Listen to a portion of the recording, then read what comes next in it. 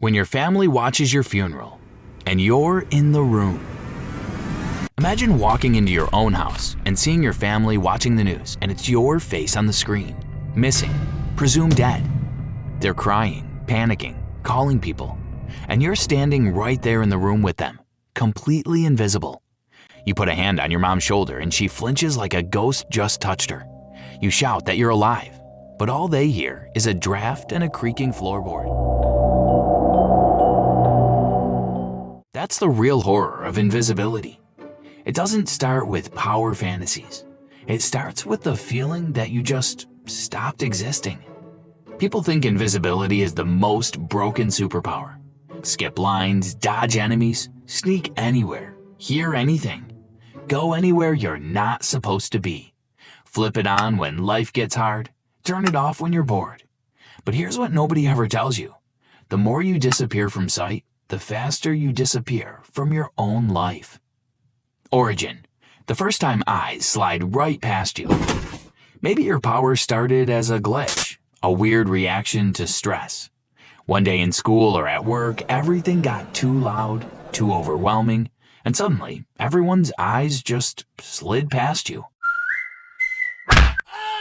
Or maybe it came from some experimental tech, a suit that bends light around your body but not your clothes.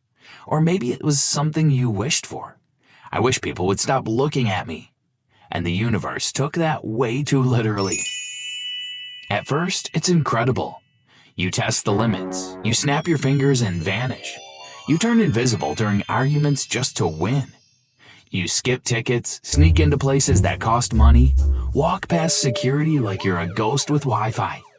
You're still wearing clothes, so to everyone else, you look like a floating hoodie and shoes, which is terrifying for them and hilarious for you. Chapter 1. When running away becomes a button. Soon you start using it for everything. Don't want to talk? Go invisible. Don't want to be seen? Go invisible. Don't want to deal with someone? Vanish and walk away.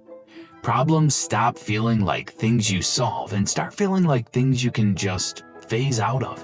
On the surface, it feels like freedom. Underneath, it's the start of you running away from your own life. You tell yourself it's just temporary, just this conversation, just this one awkward moment, just this one argument. But every time you disappear, it gets easier. Every time you dodge reality, you teach your brain, we don't fix things, we vanish. Chapter 2. Seeing what you were never meant to see.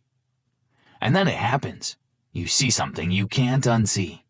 Because when you're invisible, you hear the conversations people never have in front of you.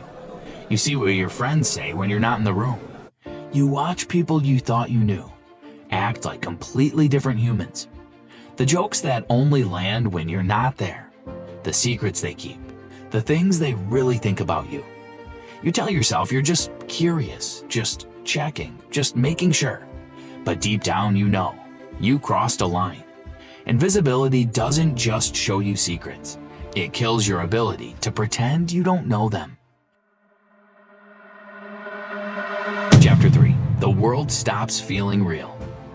You walk through the world feeling less and less human. Doors open and close without anyone noticing you walk through.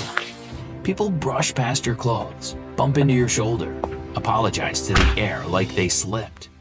You're constantly either too seen when you don't want to be or not seen at all when you're desperate for someone to notice. And slowly, your brain starts breaking in quiet ways.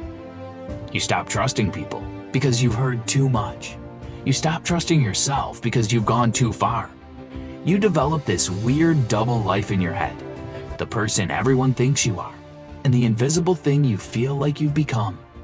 Sleep gets harder. Eating gets weirder.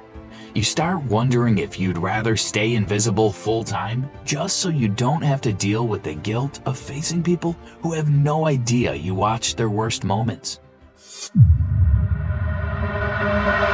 Chapter 4. Loneliness with people right next to you. And the loneliness, it hits differently. It's not the loneliness of being alone in your room. It's the loneliness of standing right next to someone, so close you could whisper in their ear, and knowing that to them, you're nothing but background noise. You start to feel like a ghost haunting your own life. Not alive, not dead, just in between. That's where the mental health crash kicks in. You become addicted to the power. You disappear the second you feel uncomfortable. Social anxiety, invisible. Awkward conversation, invisible. Responsibility, invisible. You never learn to cope, you just vanish. Every time you run away as an invisible person, your visible life gets messier and messier. Messages pile up, people worry, promises are broken, and no one knows why. Because as far as they can tell, you just keep checking out. Chapter 5. The day they realize something is in the room. And then someone finally sees you using it. They don't see your body, but they see your floating clothes. They see doors opening with no one there. They see things moving on their own. They hear your footsteps. They feel your hand on their shoulder. And they don't think superhero. They think monster, haunting, possession, experiment gone wrong. Suddenly you're not just invisible. You're the thing everyone fears. The thing people whisper about. The reason someone sets up cameras. The reason someone calls the news. The reason someone screams, "There's something in here with us." You tried to use your power to hide and ended up becoming the thing that makes everyone else afraid of the dark. When you can come back, but you don't recognize yourself. So now you're stuck with the worst possible balance. You can turn visible whenever you want, but when you do, people don't look at you the same. They don't know what you've seen, but they feel that something about you is off. You flinch at certain topics. You avoid certain eyes. You know too much about conversations you were never in. And here's the final twist. Invisibility doesn't just erase you from the world. It tempts you to erase your own boundaries, your own morals, your own sanity. It's not just the power to walk around unseen. It's the power to ruin relationships, to break trust, to spy on people who never gave you permission, to learn things your brain was never meant to carry. And the worst part? No one else will ever fully understand what it feels like. You can try to explain it, try to joke about it, but there's no way to describe slowly vanishing from a world that still keeps turning without you. Invisibility isn't freedom. It's a slow fade out from your own humanity. Would you really stay the same person? So next time you wish you could disappear whenever life gets hard, ask yourself this.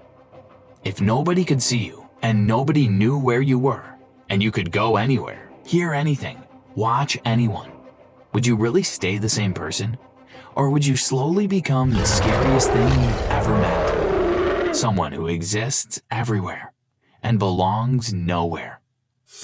If this made you rethink what power really is, hit subscribe, and I'll see you in the next one.